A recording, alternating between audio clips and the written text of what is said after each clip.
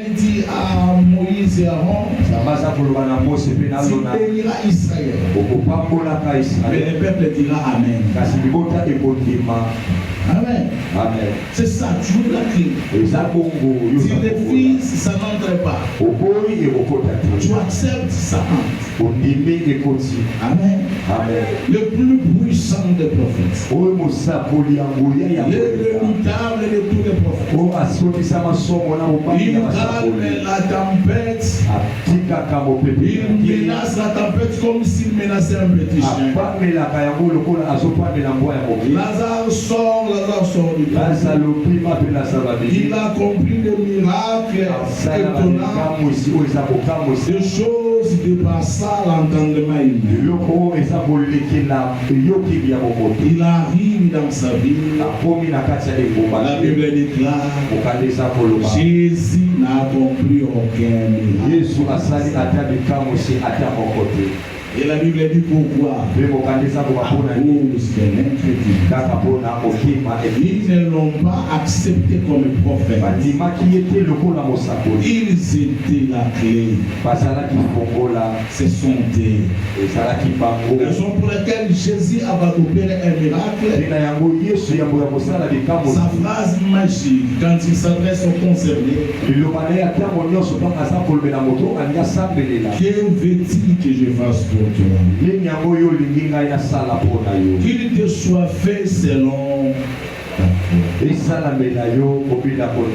on peut crier, jubiler, marcher avec toi, faire des gymnastiques.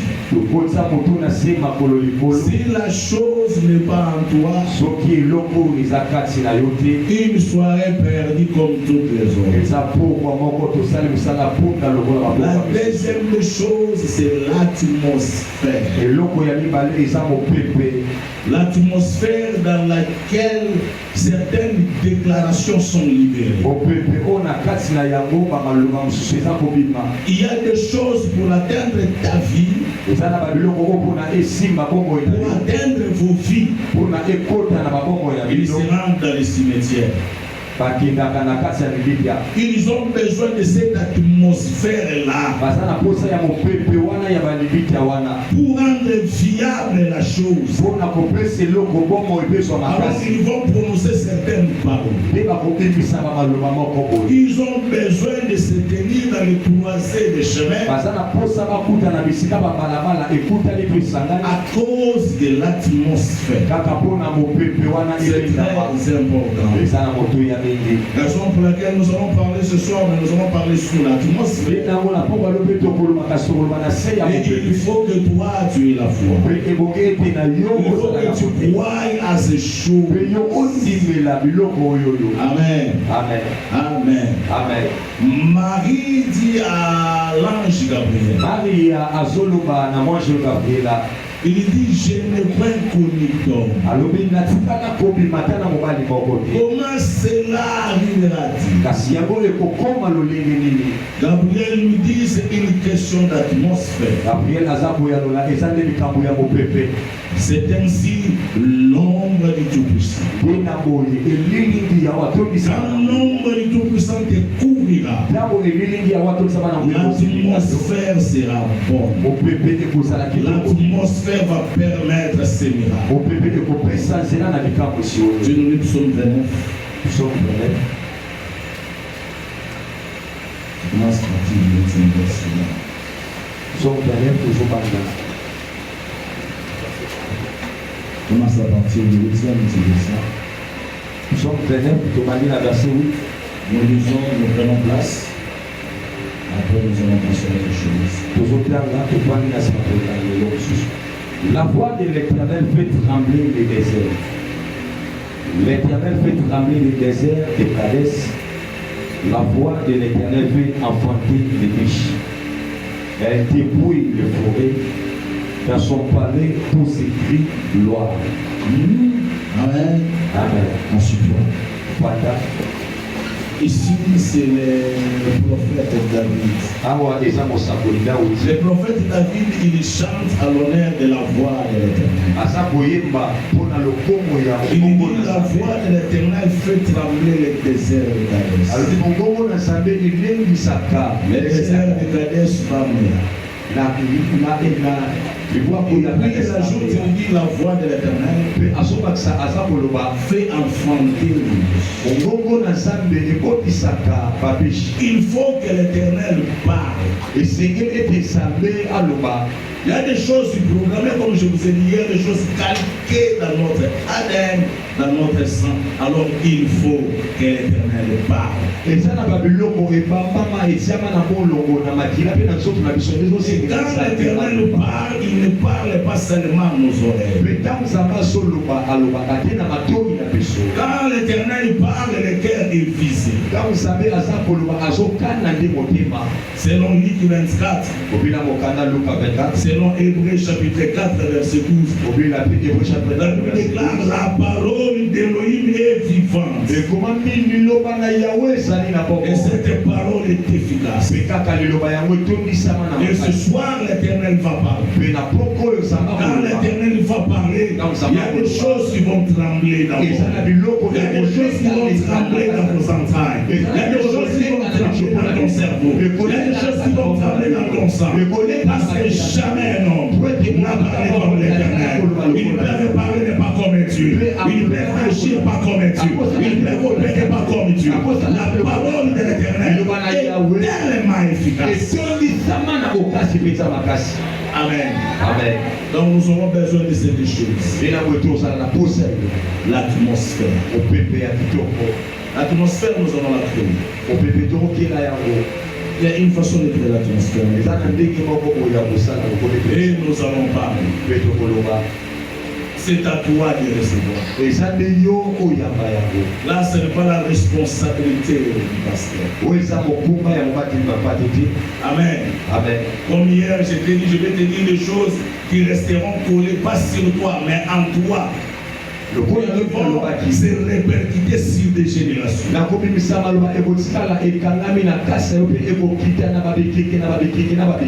maintenant est l'importance du mandat. Amen. Amen. Il ne s'agit pas de Kokani Nasuki. Pasteur Makanaki, non, ici il s'agit d'un mandat. D'une commission. Parce que quand nous allons parler, la terre va écouter. Les étoiles vont écouter. La lune va écouter. Les ténèbres vont écouter. Les démons vont écouter. Les anges vont écouter. Et ils vont exécuter ces choses. Mais toi, tu es la clé. Amen. Amen. Amen. Amen. Tu es la clé. Tu es la clé. Hier, je t'ai dit, si je dis des choses sur toi, et que ça pèse tellement, dans tes calculs là, je ne t'ai jamais imaginé de la toi ne réfléchis pas. Mais je vous ai dit, si je te dis l'homme au Képoto, n'écoute pas. Quand on a l'oubli, la famille n'a pas de choses à beaucoup. On peut te secourir au monde à beaucoup la Paris. Quand on a beaucoup d'anneaux, je suis dit, ah papa, nous sommes en France.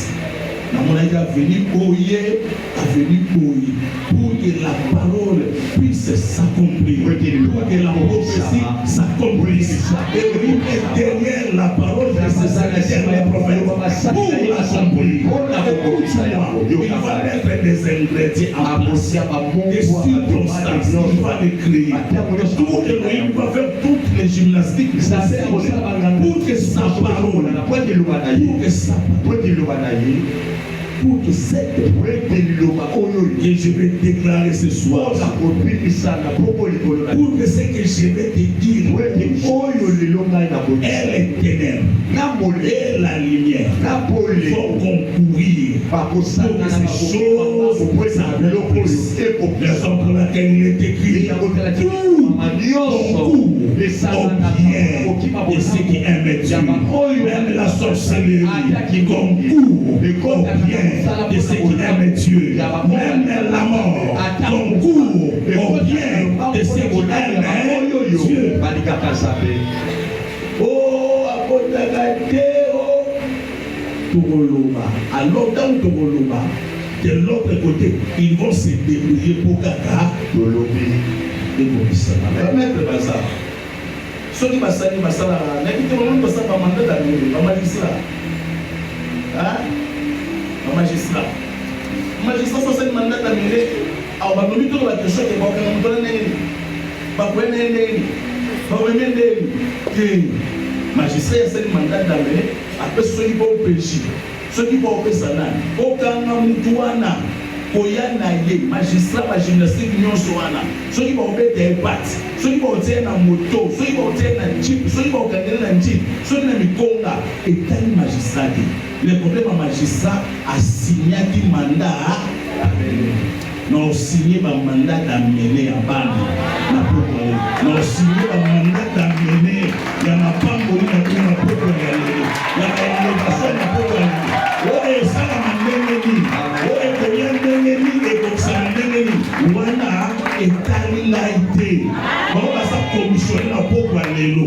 Oh, bah, on se mandat d'amener la pas commis de prier. Ceux qui payent l'eau la boutou. Pour ça, dans l'ensemble, ça va la soulever. Amen. Non, on dit ça. Non, on crée atmosphère où nous sommes à vos côtés. Nous sommes à vos côtés. Il s'est revenu me voir. Et pour moi, si mon mari est au travail, c'est un papa dans la mobile. La condition, c'est pour la route. La paix ici, à Oua, celui qui m'a dit ici, tu as passé la droite. Avec le nom de Dieu. Avec le nom de Dieu, il y a moi, si je suppose. Avec le nom de Dieu, dans la personne. Mais si ça va ici, on va souffrir dans la personne. Au moins, on a passé ce matin, papa dans la boîte. C'est ça. Mais si l'eau a été brillante dans la boîte. Mais si l'eau a la vie, attends-moi, il y a un corps pour nous là.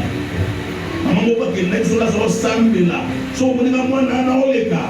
On soit là, ou tiens, on a les poumons. Moi, je suis déjà de pas au souffrir. Vous savez que ça souffrir, il y a acheté. Les apprenants souffrir, il y a acheté au bois qui quand il est tourné. Après, je vais me voir. Papa, non, pour gâter, je vais l'appeler. Je vais lui dire, mais ça fait c'est pas là. Au moins là, c'est bon, alors, ayez la foi, intelligence. Chaque famille, que les familles se réunissent pour la la mort côté sur le salon de la chose, mais sur ma famille, la Zara, pour Salam Kaka, pour Salam dans ma famille. Dans les principes spirituels, moi, si ma c'est la dot, à sa famille, on a mon Luka. Abi, na Luka, je ne sais pas si ça va. Je ne dis non. Il y a la loi de la dot. Oui, c'est que on a ta pompe au bas.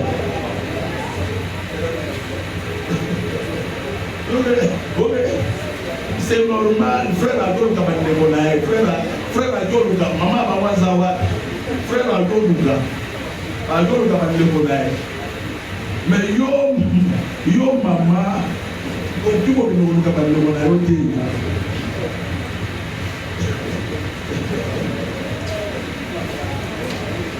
vous savez pas famille pourquoi n'a pas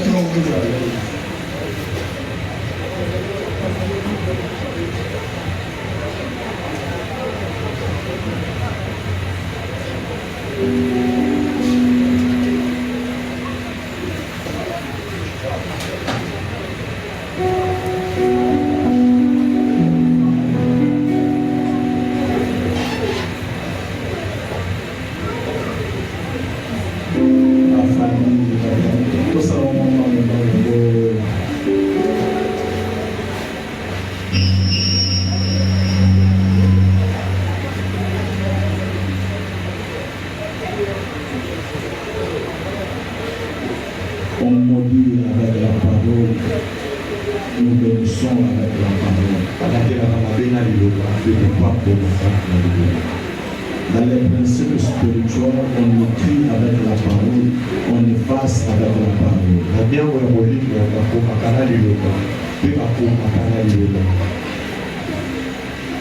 La parole, elle est la vie. La parole, elle est aussi la mort. Raison pour laquelle il est écrit la vie et la mort sont au pouvoir de la langue.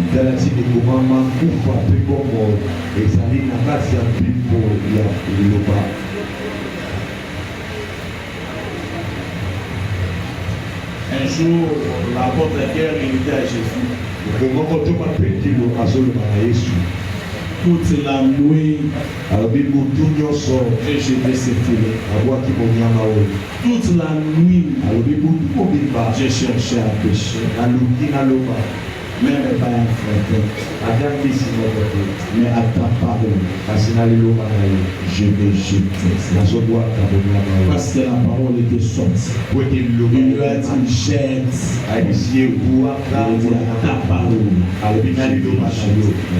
Il faut que l'Éternel parle. La famille n'a pas de je vous ai dit l'importance de la prière.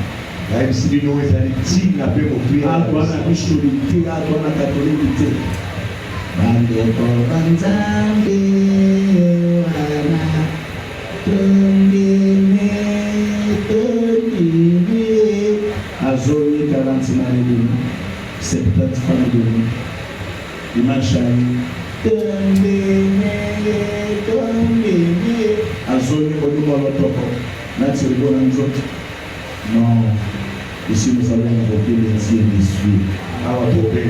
Et il va nous répondre de ta petite maladie là. Les gens la famille va passer là, maman va passer là, donc bah les abonnés. Alors que tu as les il faut que tu passes là ma kaya ce jour-là, les sentiments du discernement. Ce qu'on va vous tourner à la consentir. Allez, vous allez voir en famille. Tu vas élever ta foi. Aujourd'hui, Seigneur, vous semble. La voix de l'Éternel fait faire trembler les déserts. La voix de l'Éternel veut faire enfanter le péché ce soir. Nous prions nous ensemble et la pauvre nous ensemble. Quand l'Éternel va parler, il va déranger ton ADN. L'ADN de la maladie, de la pauvreté, de la sorcellerie. Quand on va nous ensemble là, sois profond. Sois profond, sois profond. Nous allons la tu traverses des moments, tu traverses des temps un peu compliqués. Mais ça va au bas. Ça va au bas. Quand l'Éternel va te parler, il peut passer par ma bouche. Et je te dirai des choses concernant ta vie. Ne vous semblez là, nous ça bien. Yo mon là la paix au sang malam. Là parce que tu n'es pas destiné à ces choses. Autant que le moment où on a prié, il dit ça est l'oba. Dis Seigneur ce soir, Elohim me parle. Tu vois les cieux parle. Pourquoi les lots, Yahweh parle, nous te supplions. Yahweh parle, Yahweh parle.